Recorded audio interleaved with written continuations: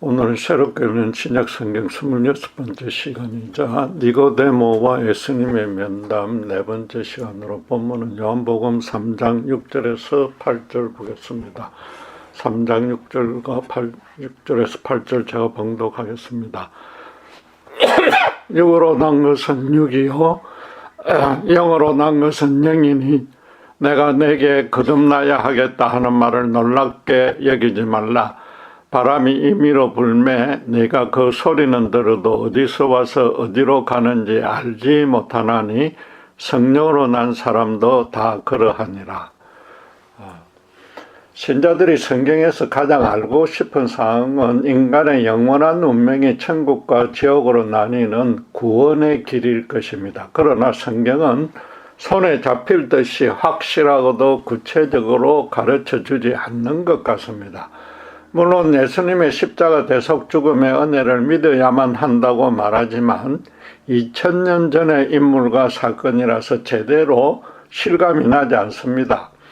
최소한도 자신이 구원받았는지 여부를 스스로 점검해 볼 수 있는 쉽고도 분명한 기준이라도 있으면 좋을 텐데 그마저 없는 것 같습니다. 예수님이 구원에 관해 직접 가르치신 니고데모와의 대화부터 시종일관 선문답처럼 진행되는 것 같습니다. 예수님은 물과 성령으로 거듭나야만 하나님의 나라를 볼 수 있다고 아주 단순하게 가르쳤습니다. 니고데모로선 구원에 관해 생전 처음 듣는 가르침이었습니다. 주님이 곧바로 태어난다는 말에 놀라지 말라고 하면서 그 이유를 육으로 난 것은 육이요 영으로 난 것은 영이기 때문이라고 또다시 조금 애매모호하게 설명해 주었습니다. 주님의 뜻은 육체적 재탄생이 아니라 영적인 회복이므로 성령 하나님이 역사하면 얼마든지 가능하다는 것입니다. 육으로 났다는 것은 원죄하에 태어난다는 뜻으로 그 영이 하나님과 단절되어서 이미 죽어있는 상태라는 것입니다. 그렇게 육의 사람으로 살다가 죽으면 하나님의 나라를 볼 수 없기에 영으로 다시 태어나서 영의 사람이 되어야 한다는 것입니다. 니고데모도 지금 주님과 대면하고 있는 이 시점에서는 아직 육에 머물고 있는 상태였습니다. 하나님과 개인적인 친밀한 영적 교통이 불가능한 수준이었습니다. 비록 이스라엘의 율법 선생으로 성전 제사를 성실히 드리고 모세의 계명을 충실히 지켰어도 여전히 천국 문을 등지고 서 있는 셈입니다. 그러니까 자기도 뭔가 잘못되어 가고 있다고 느낄 수 있었고 그래서 주님께 상담을 요청한 것입니다. 지금껏 어떤 어려운 방도를 동원해도 자기 영혼의 갈증과 공허함을 해소할 수 없어서 근본적인 해결책을 배우고 싶었습니다. 그런데 막상 주님께 받은 해법은 성령이 사람의 영혼을 거듭나게 해줘야 한다는 것입니다. 자신이 배워서 그대로 따라서 행할 수 있는 방안이 전혀 아닙니다. 그러나 어쨌든 그로서는 성령으로 거듭나야 할 필요성과 또 성령의 역사이므로 자기가 통제 가능한 차원이 아니라는 것까지는 이제 알게 됐습니다. 그렇다면은 그 일이 구체적으로 어떻게 일어나는지 주님이 육하 원칙에 따라 자세히 설명해 주길 바랬을 것입니다. 그런데 주님은 알 듯 모를 듯 성령의 역사를 바람이 부는 현상에만 비유했습니다. 그러나 어폐가 있지만 이 비유는 주님으로서 해줄 수 있는 최선의 설명이었습니다. 어떤 인간도 자신의 내면에서 지성과 감정과 의지가 어떻게 상호 교통 작동하는지 전혀 알 수 없습니다. 단순히 내가 지금 생각하고 있다는 사실과 또 그 생각으로 도출해낸 어떤 결정만 알 수 있습니다. 거기다가 흔히들 내 생각 나도 몰라라고 말할 또 하고 또 자기 생각과 다른 행동을 할 때도 많습니다. 그런 판국에 하나님의 영이 인간 내부에서 일으키는 초자연적인 변화를 예수님이 아무리 정확히 설명해 준다 쳐도 21세기의 최첨단 내과학자들조차 완전히 이해하지 못할 것입니다. 그럼에도 이 주님이 해줄 수 있는 최상의 설명인지라 자세히 살피면 구원 여부를 우리 스스로 점검할 수 있는 충분한 기준이 됩니다. 물론 바람이 어디서 와서 어디로 가는지 모른다고 했으니까 영으로 거듭나는 그 과정은 인간으로서는 여전히 알 수 없습니다. 이미 설명드린 대로 인간의 뇌가 수십 분의 1초도 안 되는 찰나에 어떤 경로를 거쳐서 특정한 생각이나 결정을 도출해내는지 우리는 전혀 알지 못하지 않습니까? 거기다가 구원은 인간 내부에서 하나님의 영이 작동하는 차원이라 더더욱 그 과정은 알 수 없습니다.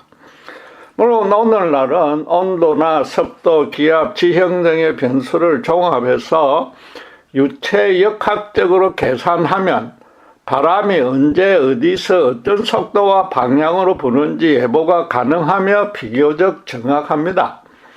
예컨대 이번 미국 LA시는 매년 일정한 때의 계곡 돌풍이 그 세계 불기의 산불주의보를 미리 내립니다. 그런데 올해는 지구온난화로 인해서 바람의 강도가 너무 세워져서 전쟁에서 폭격맞은 것처럼 처참한 피해를 입었습니다. 그 며칠 전부터 강력하게 경보를 내렸으나 자연의 그 엄청난 위력 앞에 인간은 너무 무력했던 것입니다. 고대에도 농사를 해본 오랜 경험으로 1년 중에 특정 시기에 부는 계절풍은 미리 예측했습니다. 그러나 일상적인 바람은 예측이 불가능하고 막상 바람이 불고 나서야 인식할 수 있습니다. 그래서 주님은 바람이 임의로 분다고 했는데 흥미롭게도 바람이 행동의 주체가 되는 의인법으로 표현했습니다. 바람은 지금 성령 하나님을 상징하므로 구원을 주려고 거듭나게 해주는 사람을 하나님이 당신의 절대적 주권으로 작정하신다는 뜻입니다. 니고데모가 지금 주님과 영적 상담을 하고 있는 것도 사실은 주님을 대적 비방하는 바리새인들 중에서 하나님이 그를 택해 주셨기 때문인 겁니다. 그리고 바람이 주어이므로 어디에서부터 어디로 어떤 속도로 불지도 성령이 결정한다는 뜻입니다. 쉽게 말해서 각 개인에 따라서 구원하는 시기와 방식이 각기 다 다르다는 것입니다. 구원은 인간 쪽에서 계획하거나 결정할 수는 절대로 없고 심지어 소원한다고 해서 반드시 구원받는 것도 아니라는 뜻입니다. 그럼에도 하나님이 택한 자는 그 인생에서 반드시 구원의 은혜를 받아야만 하는 가장 절실한 시기와 가장 합당한 방식으로 구원하십니다. 성령이 오래전부터 니고데모의 마음의 문을 두드렸으며 오늘 밤에 직접 만나봐야겠다고 결심하도록 성령이 인도한 것입니다. 바람은 이번 LA 사태처럼 폭풍도 있지만 대부분 부는 둥 마는 둥 하는 미풍입니다. 예컨대 말기암에서 간절히 기도하여 기적적으로 낫거나 교통사고로 차체가 완전히 파괴되었으나 주님의 한상을 보면서 멀쩡하게 살아났는 등 그런 간증거리가 될 만큼 극적인 체험으로 구원을 받는 경우도 있습니다. 물론 그렇게 화끈하게 구원받는 자는 폭풍이 드물듯이 아주 소수입니다. 반면에 구원의 확신이 없는 자가 훨씬 더 많습니다. 교회 출석하고 십자가 복음에 대한 설교를 들으면 충분히 동의가 되며 가슴에 찔리면서 주님을 위해 살아야 되겠다는 결심도 합니다. 그러나 여전히 실제 삶은 이전과 크게 다르지 않고 수시로 죄를 범하니까 내가 과연 구원받은 신자가 맞는지 스스로도 의심스럽습니다. 그런데 주님이 또 구원을 지금 눈에 보이지 않는 바람에 비유했으니까 구원의 확신을 얻는 것은 불가능하다고 여기는 신자들도 많습니다. 그래서 극적이고 초자연적인 체험을 한 신자는 참된 구원을 받았다고 부러워하고, 자신은 바람이 불었는지도 모를 정도라서 구원에 의심을 합니다. 여러분, 절대 그렇지 않습니다. 물론 큰 바람은 쓰레기가 날리고 나무가 부러지는 등 가시적인 증거가 남지만은 살랑살랑 부는 미풍도 기밑을 간지럽힌다고 표현하듯이 얼마든지 인식할 수 있단 말입니다. 지금 주님도 바람의 소리는 들을 수 있다고 했습니다. 눈에 보이지 않아도 바람이 불고 있거나 지나갔다는 사실은 난단 말입니다. 성령이 역사해서 거듭난 후에는 자신이 거듭났다는 사실을 본인은 알 수 있다는 뜻입니다. 컴퓨터의 복잡한 연산 과정은 몰라도 나중에 그게 정답을 제출해 주듯이 우리 또한 성령에 거듭나는 그 과정은 몰라도 구원의 정답을 이미 받아서 지고 있다는 사실은 확인할 수 있습니다. 니고데모도 성경에 구체적인 기록은 없지만 그 행간을 추측해보면 오순절 후에 성령으로 거듭남으로써 자신의 구원에 대한 확신을 분명히 가질 수 있었을 것입니다. 이런 것은 논리적으로만 따져봐도 너무나도 자명한 이치입니다. 성령이 사람을 거듭나게 해주어야만 한다면은 하나님이 보시기에 영적인 차원에서 그 사람에게서 고쳐서 설만한 것이 하나도 없기에 모두 다 폐기 처분하고서 완전히 새 사람으로 바꾸어 준다는 겁니다. 이전의 자기와 이후의 자기가 완전히 다른 사람이 되었다는 뜻인데, 영적으로 제3자는 몰라도 본인은 알 수 있지 않겠습니까? 이해하기 쉽도록 감히 제 경우에 비춰보겠습니다. 예수님을 믿기 전에도 저는 새해를 맞으면 이전보다 더 착하게 살면서 주변 사람들에게도 잘해야지라고 항상 결심합니다. 또 그 한 해 동안 나름대로 열심히 노력해 보는데 연말이면 어김없이 제대로 열매 맺지 못했다고 후회합니다. 그럼에도 단지 내 노력이 부족했던 탓이므로 새해에는 조금 더 힘써 보겠다고 매번 결심하고 어느 정도 성과도 냈습니다. 감히 말하건대 저는 법을 어긴 적이 없는 아주 의로운 사람이었습니다. 그럼에도 나는 다른 사람이 큰 어려움을 겪고 있는 것을 보고는 참 안 되었다고 쩌쩌 혀는 차서도 진정으로 함께 아파해 준 적이 없었습니다. 그러다가 예수를 믿은 후로 생전 처음 눈물까지 흘리며 그런 일을 위해서 기도해 주었는데 이것은 이전의 저로서는 꿈도 꾸지 못할 일이었습니다. 저도 모르는 사이에 그런 기도를 하고 있는 저를 제가 발견하고는 저도 깜짝 놀랐습니다. 공교롭게도 주님은 지금 니고데모에게 성령이 거듭나게 하는 일을 놀라지 말라고 당부했는데 제 경우에 비춰보면 거듭남의 과정은 몰라도 그 결과는 놀랍다는 뜻도 될 것입니다. 무엇보다 주일마다 교회에서 예배 드리며 설교 말씀을 통해 예수님에 관한 얘기를 듣는 것이 너무 즐거웠습니다. 그 내용이 전혀 슬픈 이야기가 아닌데도 가슴이 먹먹해지며 저도 모르게 눈물이 두 뺨을 타고 흘러내렸습니다. 그런 일들은 제가 계획은커녕 아예 상상도 못했던 터라 외부의 어떤 힘이 저의 내면을 변화시켰다고 인정할 수밖에 없었습니다. 여러분, 제 경우는 아주 단순한 예이고 더 확실한 판단 기준이 있습니다. 성령으로 거듭남으로써 너무나도 명확하게 이전과 정반대의 사람으로 바뀐 바로 사도 바울입니다.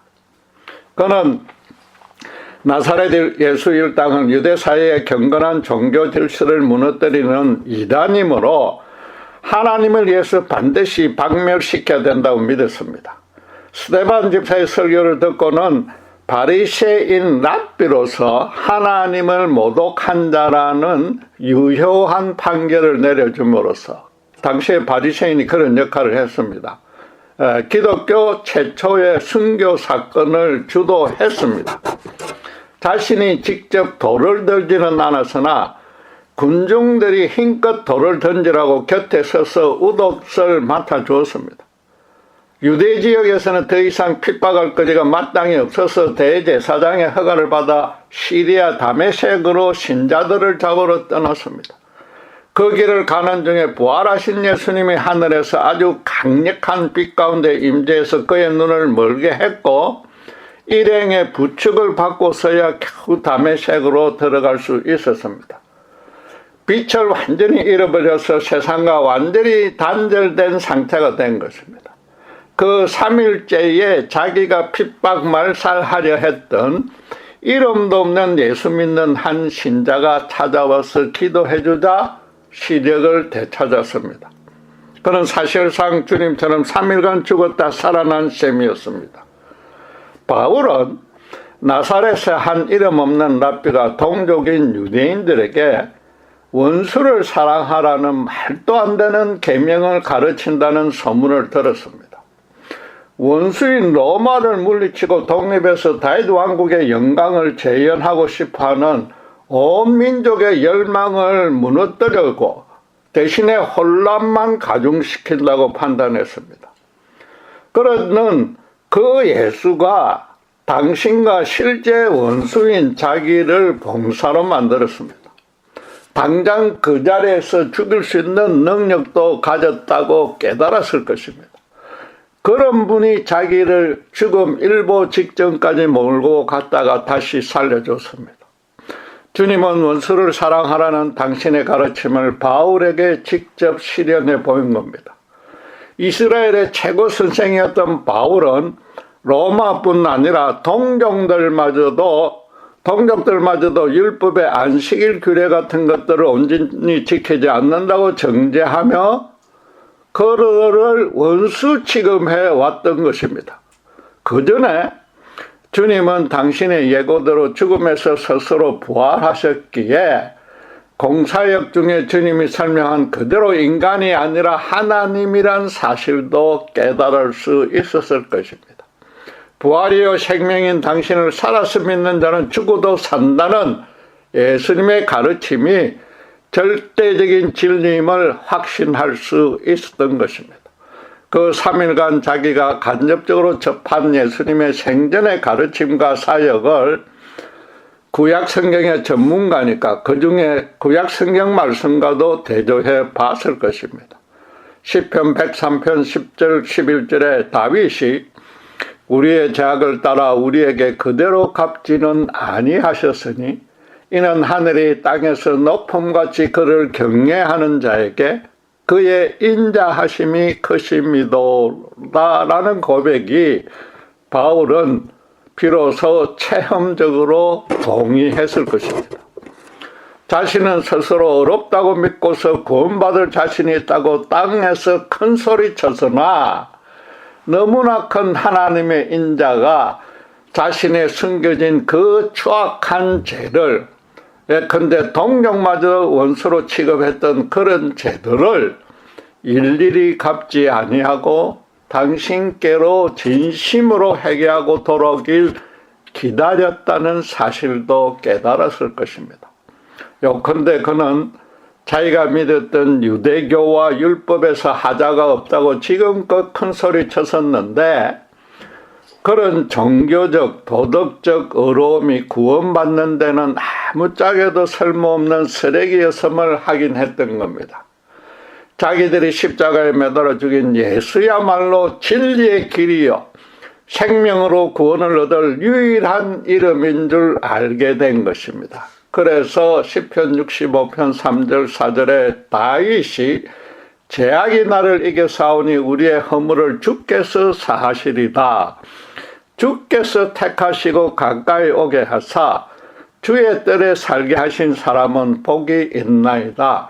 우리가 주의 집 곧 주의 성전의 아름다움으로 만족하리라는 고백도 온전히 절감했을 것입니다. 부활 예수님과의 이 극적인 만남과 그 이후에 벌어진 일들은 바울이 계획은커녕 꿈도 꾸지 못했던 것입니다. 자신의 생각으로 주도해서 행한 일이 전혀 아니었습니다. 그의 예부에서 초자연적인 간섭이 일어난 것입니다.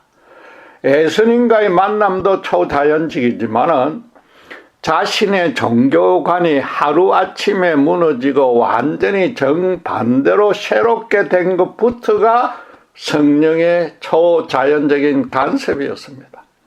인간 사회의 교육과 간섭과 법률과 종교로 40여 년간 형성해왔던 바울이라는 그 한 인격체 전부가 성령으로 거듭나서 이전과 정반대의 인격체로 바뀐 것입니다.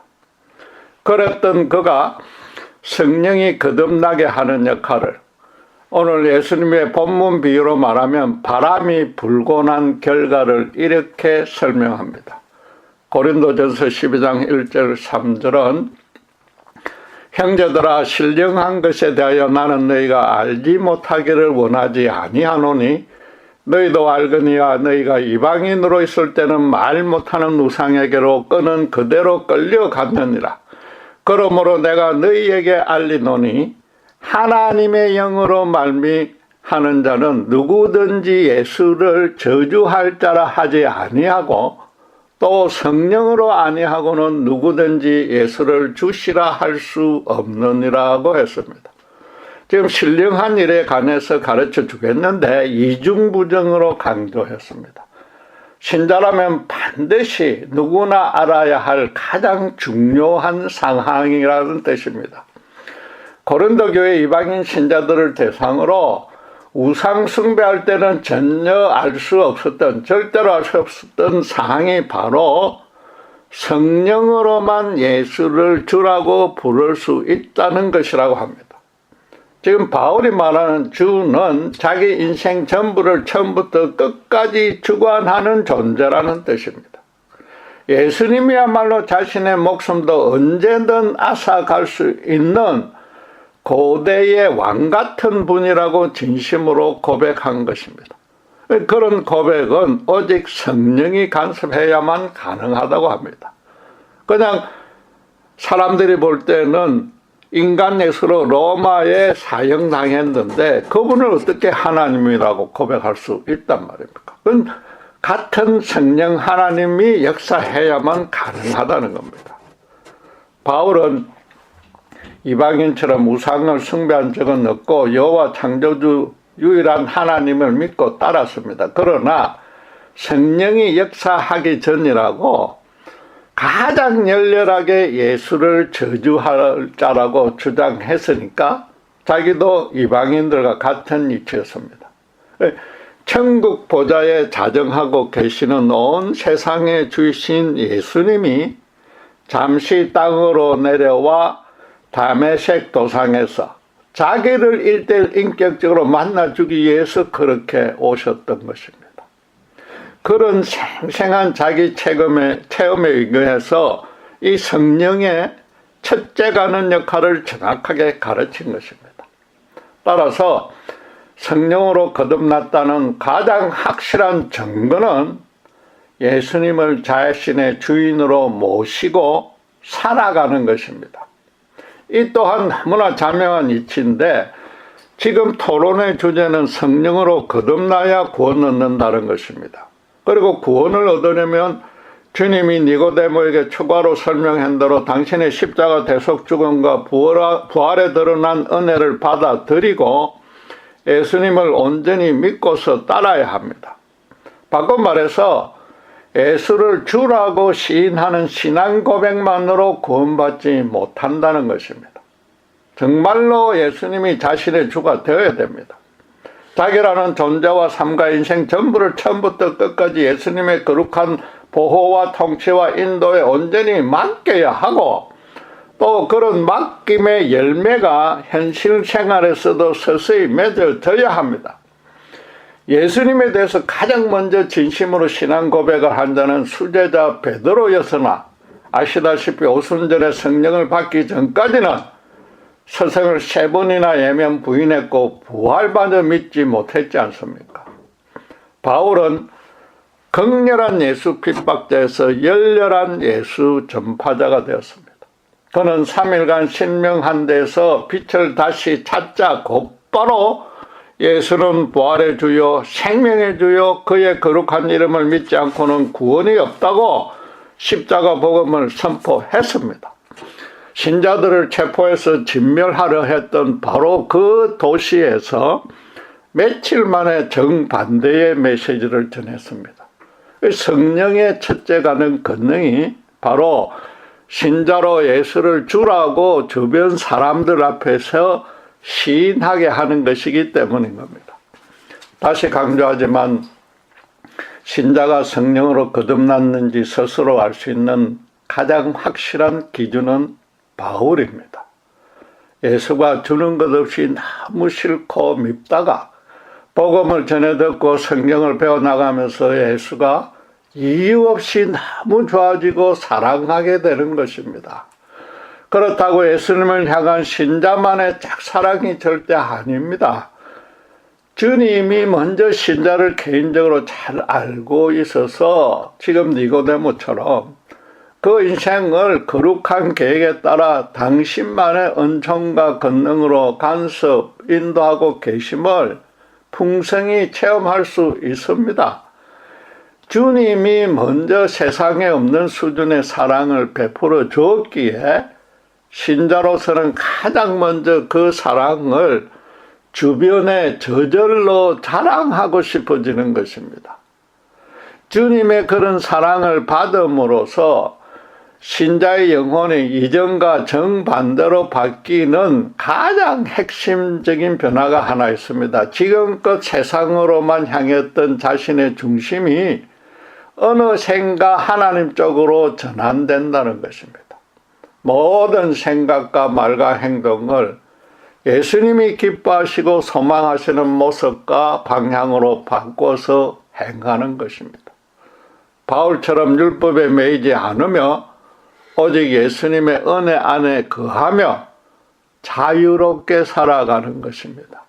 그래서 주님을 전가하고 싶은 열망으로 가득 차 있고 실제로 어떤 모습이 되었던 그분을 증거하게 되는 것입니다. 신자에게 바울이 가르친 대로 예수님을 주로 모시고 살게 되는 그런 이전과 완전히 다른 변화가 생겼다면은 여러분 본인이 절대 모를 리는 없는 것입니다. 물론 현실 삶의 고달픔 때문에 또는 이전 불신자 때의 종교관이 완전히 지어지지 않아서 복음 전파를 당장 실천에 옮기지 못할 수는 있습니다. 때로는 자신의 재성과 세상 유혹에 져서 옛날 모습으로 돌아갈 때도 있습니다.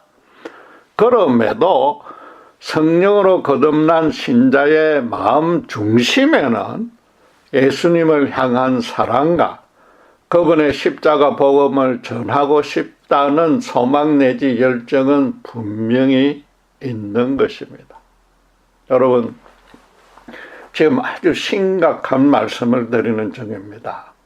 만약 신자가 자신이 전혀 딴 사람이 되었다는 변화를 스스로 인식하지 못한다면 아직 거듭나지 않은 것이 혹은 그 거듭나는 과정으로 가고 있다는 것이 분명합니다. 교회 생활에 아무리 충실해도 자기 자신에게서 이전과 완전히 달라진 점을, 그것도 외부 힘에 의해서 생긴 변화를 감지하지 못한다면은 아직 거듭난 것이 아닙니다. 자기의 의지로 믿어보려고 열심히 노력하는 중일 뿐이고 그러니까 당연히 구원에 대한 확신도 없을 것입니다. 안타깝게도 많은 신자가 기도에서 현실 삶의 문제와 고난을 해결받고 또 인간관계에서 생긴 상처나 갈등에서 위로받으려는 의도로만 교회에 출석합니다.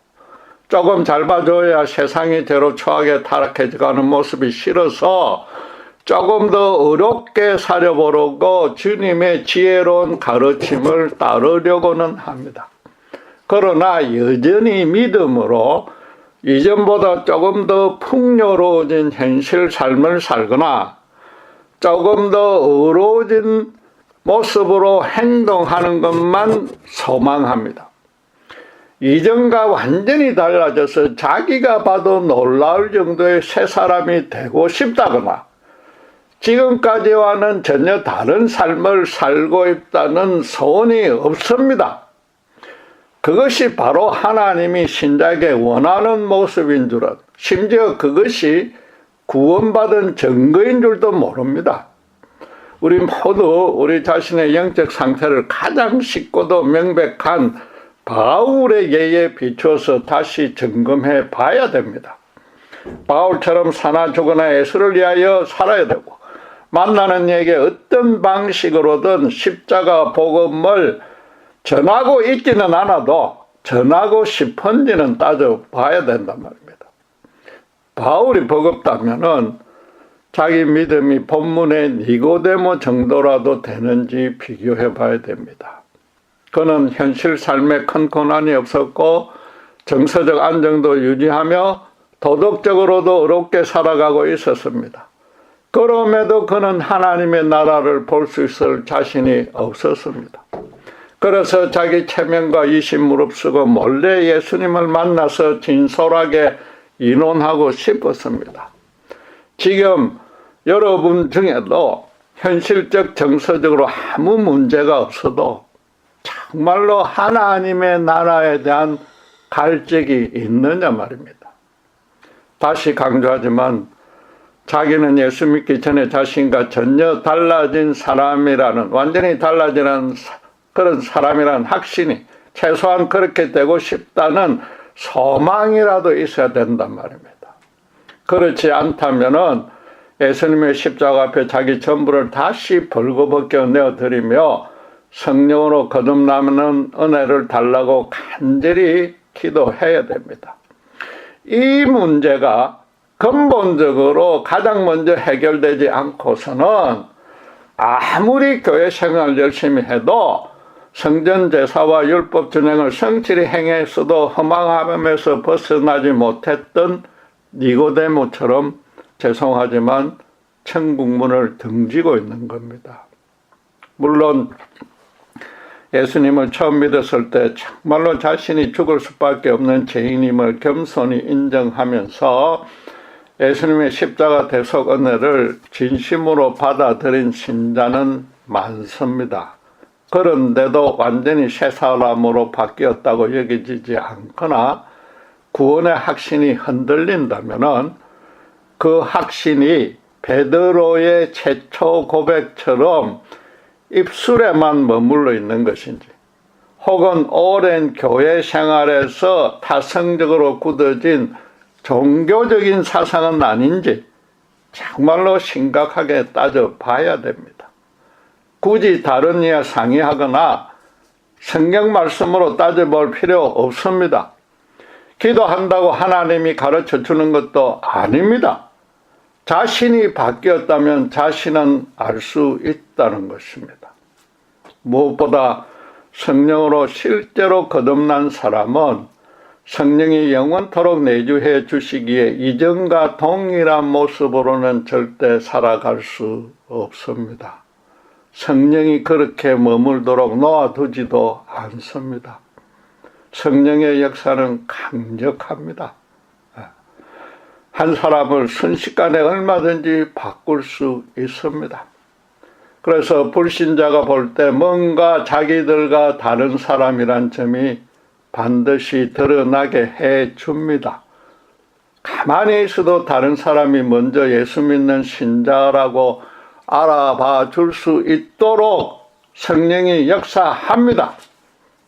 교회 생활의 충성도와 무관하게 바로 그런 자가 가장 믿음이 좋은 신자이고 또 그것이 자기 구원을 점검하는 아주 분명한 기준이 되는 것입니다. 기도하겠습니다. 예수님의 원수였던 저희를 성령이 역사하여 이전과 전혀 다른 새 사람으로 거듭나게 해주신 은혜에 너무나 감사합니다.